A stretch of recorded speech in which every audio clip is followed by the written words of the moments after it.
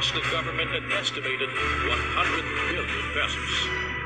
At ano ang pinagkaiba ng mga proyekto sa Japan versus sa Pilipinas?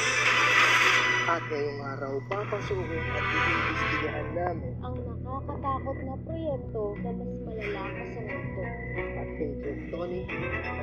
At yun, ang korupsyon.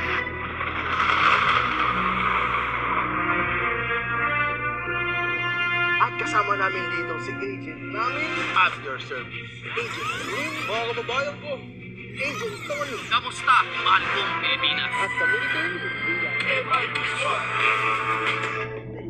person. Ano? Kaya pala tayo nakaganito ah. Ako, investigador tayo eh. Panoorin nyo to, sa saksi. Ano ba? Vlog lang ko. Vlog lang pala.